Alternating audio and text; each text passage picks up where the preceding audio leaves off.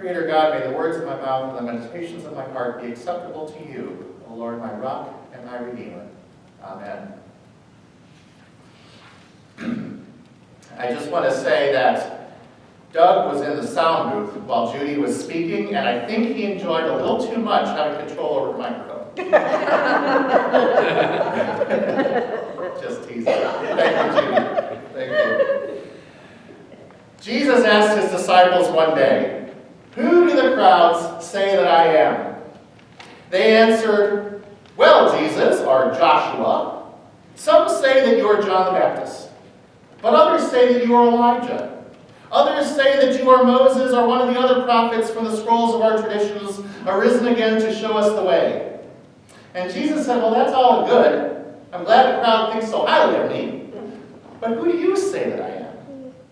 Well, Peter, that bumbling rock upon which Jesus was to build his kingdom, answered Jesus in a very Jewish way, saying, "You are the Messiah, the anointed one, whom God sent to save us from our sins."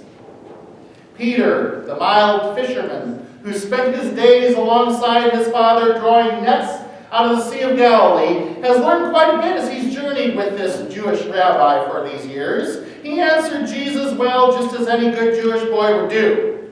Yet he cannot still begin to grasp the majesty and the divinity and the glory that is in his midst.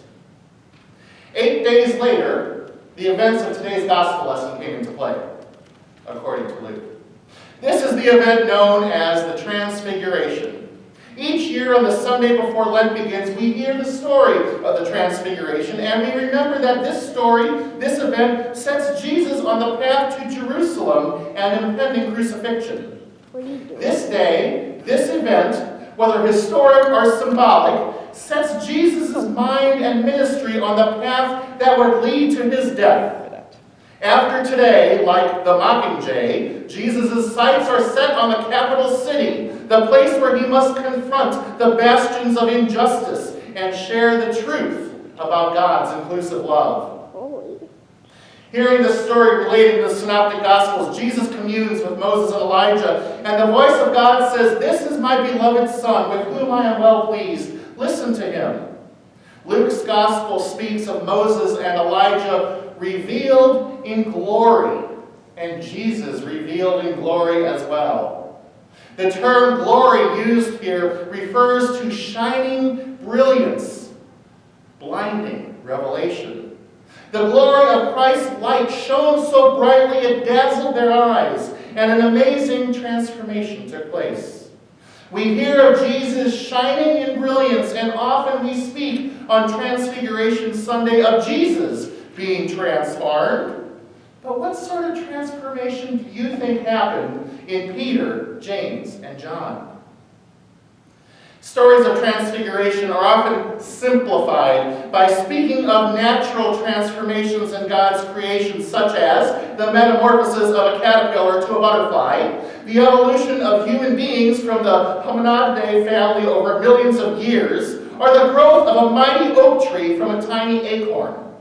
These are all wonderful metaphors to begin to speak of transformation, but the story of transfiguration is much deeper than that.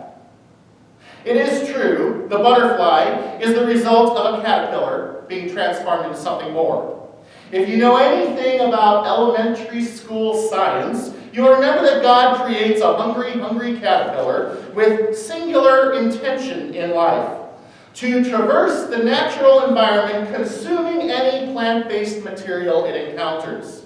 A caterpillar consumes hundreds of times its body weight over the course of its evolution, an eating machine, molting its layers of skin as many as 5 times in the course of its quest for sustenance.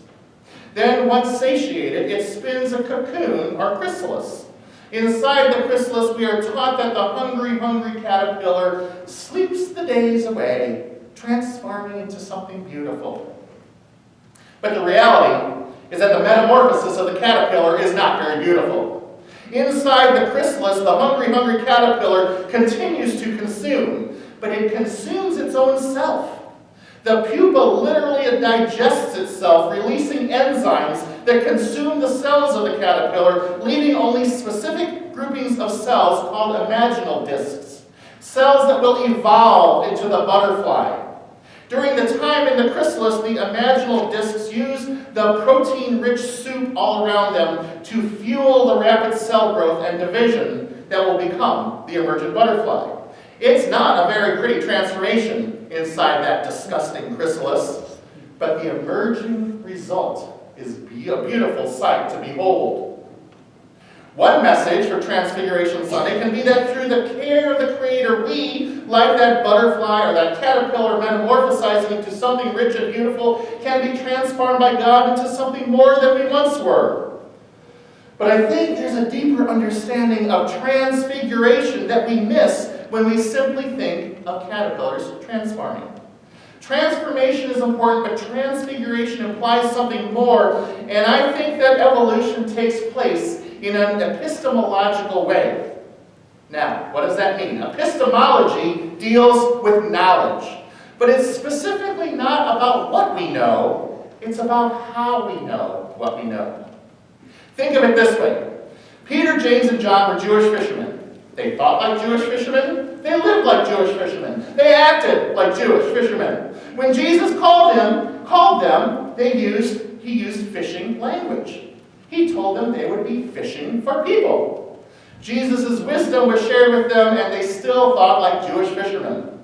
When Jesus asked Peter who he was, Peter responded in a way a Jewish fisherman would. After seeing all he had seen during his time spent with Jesus, the Jewish people were looking for a Messiah, and that is how Peter identified Jesus.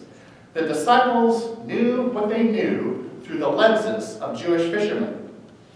But after that day on the mountain with Jesus, how they knew what they knew changed. Verse 32 tells us that they were weighted down with sleep, a first-century literary metaphor for ignorance. But after witnessing the glory of God, they were relieved of that weight. In other words, they were awakened and knew more. They became more than they were. No longer did they receive knowledge through the simple lenses of Jewish fishermen. Now they would receive knowledge through some greater lenses that Christ gave them. Epistemologically speaking, the way they knew what they knew changed into something else, something divine, something of God. After this, they were ready to journey to Jerusalem and live into whatever was going to happen next. I think this is much closer to the wisdom of Transfiguration Sunday than the simple transformation of a hungry caterpillar to a butterfly.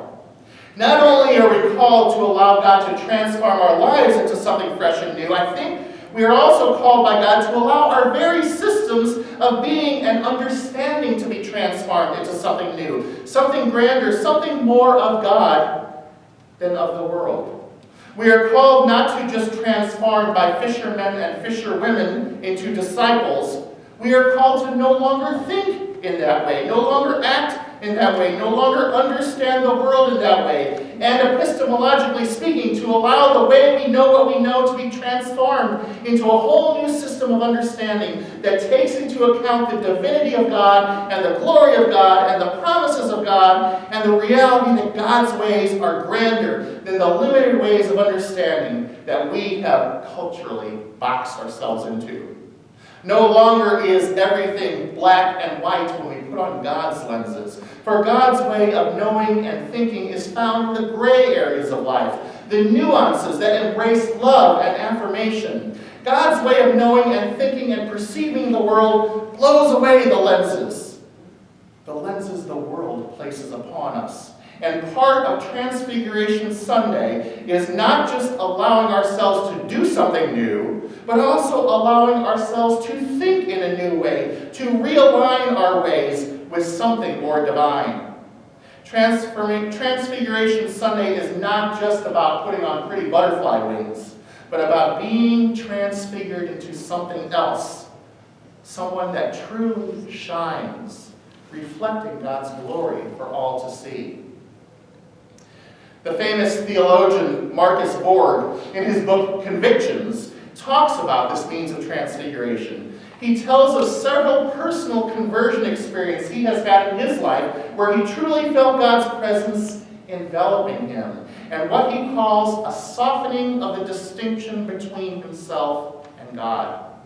He says that these experiences he had included a brilliant light, a vivid sense of seeing things more clearly than ever before, and understanding the reality of the world without the domestication of the world created by our words, our categories, our culture, our labels. In other words, in these times of God's revelation in his life, what he previously knew to be true melted away, and a whole new understanding of God's glory was revealed to him. He not only evolved, metamorphosized, transformed into something new, his very way of understanding, his very way of knowing was transfigured as well.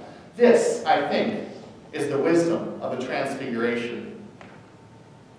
Dr. Martin Luther King Jr. talked about allowing ourselves to be truly transformed when he said, "An individual has not started living until he can rise above the narrow confines of his individualistic concerns to realize the broader concern of all humanity."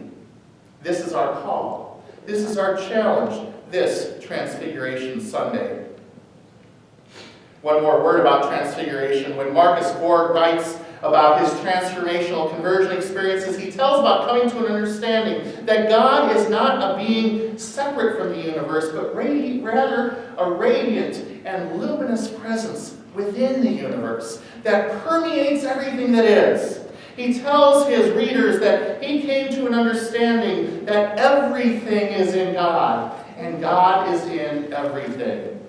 This shift in understanding has informed his convictions and the ways he interacts in God's world. God is more than just transcendent. God is also immanent, right here, right now, everywhere. This is the type of transformation that took place with Peter, James, and John that day. As Jesus was transfigured into something more, so were they. And as Jesus' sights were now set on Jerusalem, their sights were now set on walking with him, even though they did not fully understand what that meant. No longer were they simple fishermen. That day on the mountain, they became so much more.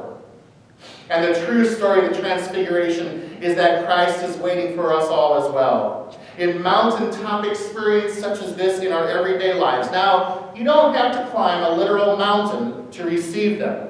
Sometimes we just have to commit our hearts and our minds to being open to that transformational power. A caterpillar knows what it's like to be a caterpillar. But if it tried to be a butterfly with a caterpillar's knowledge, it would certainly fail. God's transformational power is immanent, working in us and working through us. Praise be to God. Amen.